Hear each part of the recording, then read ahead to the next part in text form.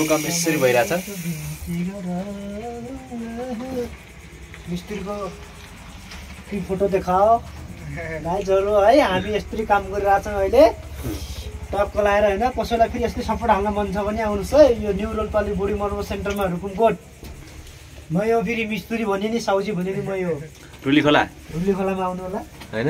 यसरी काट्ने कार्यक्रम भइरहेछ।